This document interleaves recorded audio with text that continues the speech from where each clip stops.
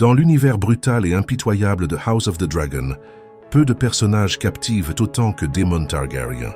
Prince de sang royal, guerrier redoutable, cavalier du dragon Caraxès, frère du roi Viserys Ier. Daemon est tout sauf un homme ordinaire. Il est à la fois lumière et ténèbres, charme et violence, fidélité et trahison. Impossible de le réduire à un camp. Car Daemon n'est pas un héros, pas non plus un simple antagoniste. Il est Daemon. Dès le début, il fascine. Par son assurance, son mépris des règles, son goût du combat, mais surtout par ce feu intérieur qu'il dissimule sous un masque d'ironie glacée. Daemon veut le pouvoir mais refuse d'en suivre les codes. Il aime son frère Viserys mais le défie. Il méprise la cour, les conseillers, les faux-semblants. Et pourtant, il joue leur jeu. Il n'est jamais là où on l'attend.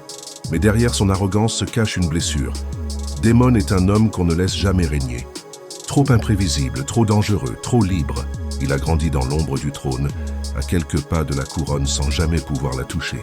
Alors il devient l'épée de sa propre légende.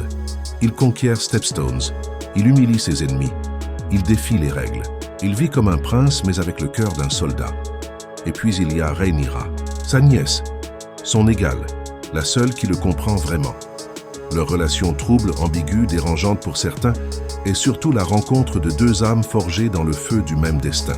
En l'épousant, Daemon ne cherche pas seulement le pouvoir.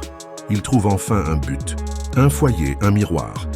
Mais même dans l'amour, il reste ce qu'il est, imprévisible, dur, parfois cruel. Il aime à sa manière, intense, brutale, sans compromis. Et c'est là tout le paradoxe de Daemon. Il est capable du pire, mais aussi de la plus farouche loyauté.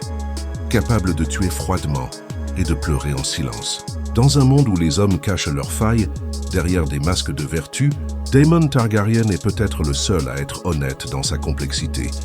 Il est un reflet de la nature humaine, dans ce qu'elle a de plus noble et de plus inquiétant.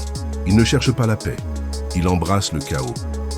Non par méchanceté, mais parce que le monde lui a appris que le chaos est la seule vérité. Et dans la danse des dragons, il ne sera jamais l'homme de l'ombre, il sera la tempête.